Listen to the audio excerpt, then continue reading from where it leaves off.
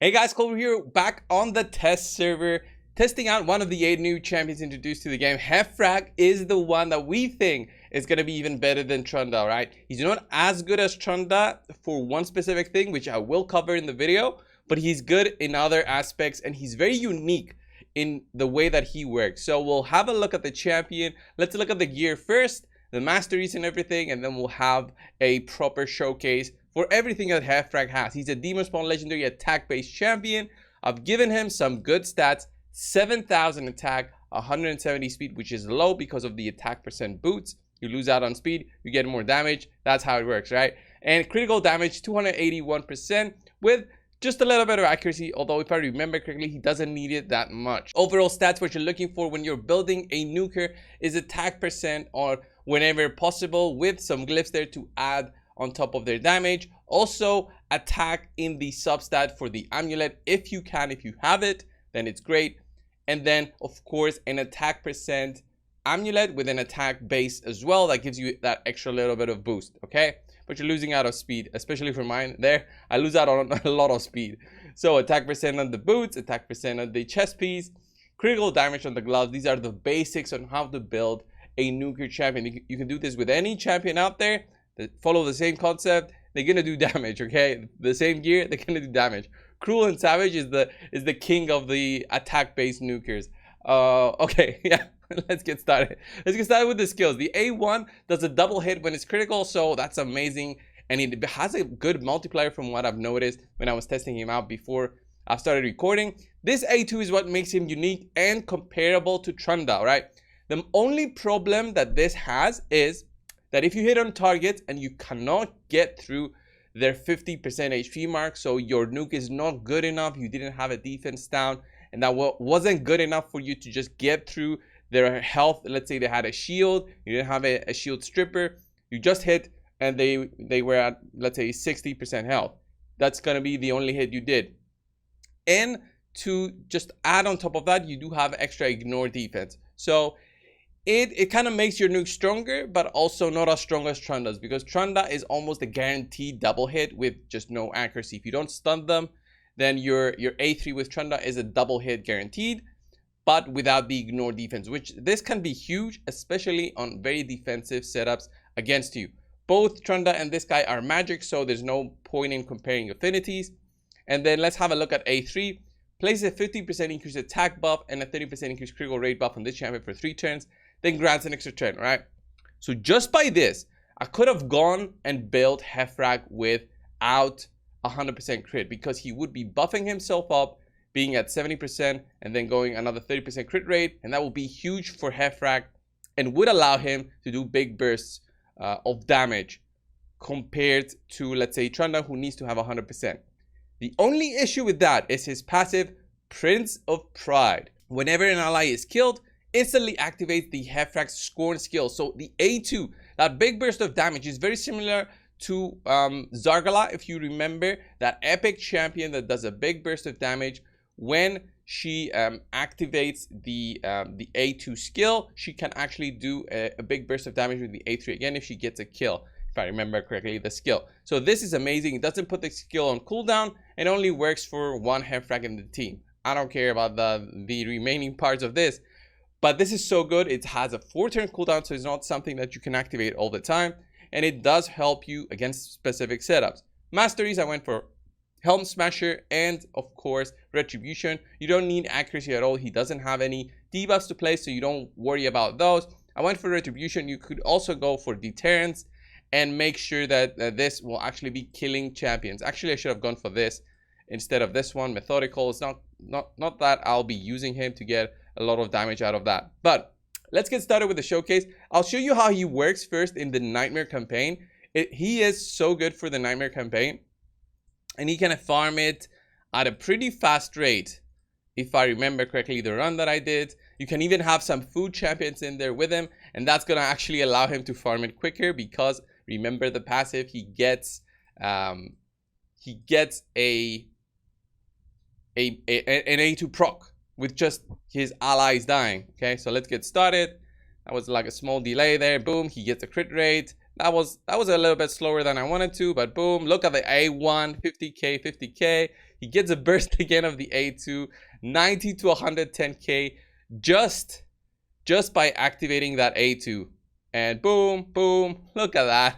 17 seconds, and it could have gone way faster if I had him actually at over 200 speed. So if I didn't have attack percent boost and had speed boost to be at about 210 speed, he would have been farming it way faster.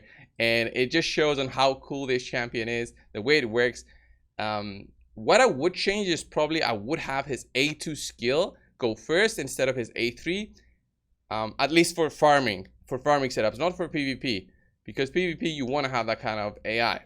But for farming, you want to get that A2 first, so your A3, which gives you an extra turn, actually reduces the cooldown of your A2 skill. That extra turn is literally 1 turn cooldown reduction on your skills. On top of that, you can think of it like that. When you see it gains an extra turn, think of that all your skills will be reduced also by 1 cooldown. And you saw the crits there, 110,000, 160,000 on the Nightmare campaign. So it should be like a big burst of damage as well in the Dragon's Lair. If we do Dragon 20, which is lower defense, we can do like a proper burst of damage. We don't even need to have an Arbiter in there. We can have something else for to give us attack up, right? That's all arena battles. That's dungeons. Okay, that's good. Unrealistic way to showcase a champion's damage, but I love to do it whenever new champions are. I do it in all kinds of champions, just to see on how big of a number we can get out of the bursts that the champion can do. Okay, so let's even do a debuff spread just in case. And now we got Hephraak. He doesn't have an increased attack, but we'll give him that right away. Boom, increased attack, increased critical rate. I could have gone higher crit damage and just reach over 300% actually. But remember, I want to have that passive activated, and that's going to help you a lot with damage potential when your allies are dying. Okay, let's try this. Boom, boom, 300k, 600k overall with that double hitting attack. It's insane. And now I want to see him just with the defense down weekend, because that's the most realistic situation for all people out there, especially with the champions that we have. By now, Lydia is attainable in a one year, I would say, of grinding. If you're free to play, especially, 1 year is not that unrealistic to get Lydia, unless you get very unlucky with your pulls. Then I would say 1.5 years to get Lydia. It's one of the goals for free to play account. Anyway, okay, waiting for that A2 skill to proc, and look at the A1, by the way, 92k, 89k. It's just fantastic to even see those big numbers because of that extra hit he gets from the critical hit. Look at that counterattack now. Almost took that dude out. I want to see his A2 now. The A2 is going to be big. At least that target that's left alive. So now just defense down. No increased attack. No, let's do the increased attack and crit rate. And let's see on this guy now. With just the defense down weekend and the extra 12% damage from the masteries, because we got the kills before. It should be boom, 160k, 210k. Wow, again, like almost 400,000 just with the defense down weekend and that extra bit of damage from the masteries. The potential is there. If you've got the gear, you're just going to see bigger and bigger numbers. But it's unrealistic to expect that kind of burst in the arena, especially against very heavy defenses. And these are the heavy defenses. But let's get started with this first team, which is very defensive. And the reason that I want to show this is this will be the next showcase that I'll do. I have this guy equipped already. So make sure you click that subscribe and follow button if you haven't already, because you want to see that dude in action. And let's go and see Hephraak. So the reason that Hephraak can work in this team is because you no longer need the Arbiter increased attack buff, because he buffs himself. So you can use him in a Sifi comp like this one and no longer depend on, you need an increased attack champion. So let me put Hephraak in there. Boom. Let's get started. So Sifi does increase the defense, which is nice. It doesn't give any benefit to champions like a Trunda, but this guy, he doesn't care. He will get boosted from himself, basically. Didn't manage to sleep that Duchess. That's going to be annoying. Duchess also provides that big annoying damage reduction on her passive. We get resisted there. Big buffs. Perfect Veil also gives a 15% damage reduction. This is going to be a real test. No buffs. No debuffs, sorry. And it's just going to be Hephraak trying to kill them on his own. There's going to be probably a weak hit there on Cadraphon. What I'm hoping here is to get a kill. At least one of the kills. And see this in action. Boom, look at that. Actually, the only thing that saved them was the Swift Parry. The only thing that saved this enemy team was the Swift Parry proc. I love that actually. Let's protect Hephraak there instead of reducing their cooldowns again. And then can we get through and kill them? Is she gonna revive? She's gonna be so annoying. She's probably gonna revive, so I'm saving that A2 there. Can we sleep here? No, block debuffs. This is getting very annoying. Resisted again. That must be like a very high resist. Duchess. Was it a Lydia lead? If that was the case, then yeah, that's why it's very annoying. Okay, can we get that Torment down? There he is, and we've got the increased attack still, so I don't really mind. Boom, boom! Look at that! Look at the burst and the defensive targets. Even with the Duchess Lily 2, no defense down, no weaken. The burst is there. That's my gear that I use on Trunda. Like if I showed you my Trunda right now. Right, another cool use that you could try and do with Hephraak is to have one person that's very low in health in your team. And here, I mean, if you have a Molly, you can actually put a Molly. I think I do have a Molly that's level 1 or something. Can actually put her in there, and that's gonna give me an even higher yeah, let's try and see if we put that Molly in there. Is she gonna die? Probably will die from the burst from Hegemon. She has no gear on, so that's gonna be giving 10-meter boost. So she's at how much health? That's my good Molly. That's the low level Molly that I have. She's got actually 14,000 health. That's a little bit too high, but let's see if she can get one-shotted there by the Hegemon. I wonder if that's a stun Hegemon. The +3 looks like a Nuke Hegemon from scratch. This is scratch defense, and it's gonna be very, very strong. Probably gonna wreck me here, but let's see how this goes with the Molly there. Ooh, we got the sleep there, and okay, wow. Oh, that she died, but I got to block active skills, and that actually blocked Hephraak's A2.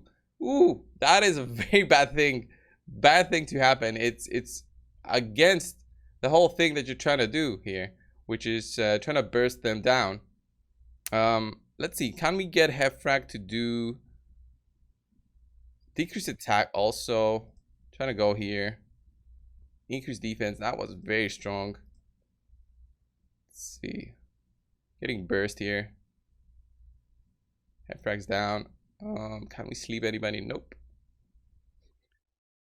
Big burst coming in there from the lion. You get sleeps. Okay, I think I'm gonna do a revive on this guy. Okay, let's do the extra turn, get the increased attack, and we'll try to burst the lion down, but he's gonna drop to 1% health. Let's see. Yeah, he had that counter going. He's gonna go on my Sifi. Sifi managed to survive, and boop. He managed to take them out.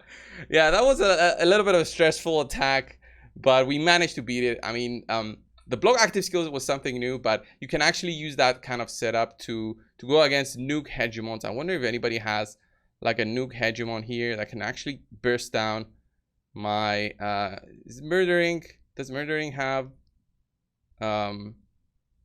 is that a Nuke Hegemon? It might be a Nuke Hegemon. I have no idea. 255k defense. No, it's not a Nuke Hegemon again, but at least this time we're fast enough to go and do this. So now this is another problem that you see with Hephraak. So Hephraak cannot reduce, he cannot do a double hit on enemies that don't drop below 50% health. And Rotos cannot drop below 50% health. So let's say if I run a Ramatu here in this team, Ramatu would have helped me remove the passive, and that would have been huge.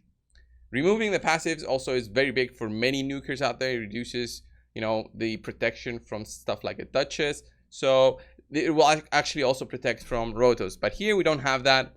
But let's see the actual skill in how it works. So what I'll do here is I'll actually not even do the increase attack and see if I can take them down without the increase attack here. Still a good enough burst. We didn't take rotos down. He did go for the kill though on the low health target, and then immediately Hephraak came in for the revenge kill. All right, let's try this team again and see Hephraak in action. That low health one person defense is not going as I thought, because she's not dying that easily, my Molly. But we'll see how this goes. She should be usually getting attacked and burst down by the AoEs and everything much quicker than everybody else.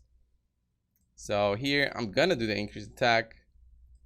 I'm gonna try and burst them down. Only one of them procced. Couldn't even take them down to lower than that. That was bad. Okay, let's see. We do a reset to everything. She doesn't even have any kind of accuracy there, so she didn't land anything. See how that goes. She gets hit though. We get turn meter. That's good. Come on, kill Molly. Kill Molly so I can see what is up. There's the A2 that I wanted to see.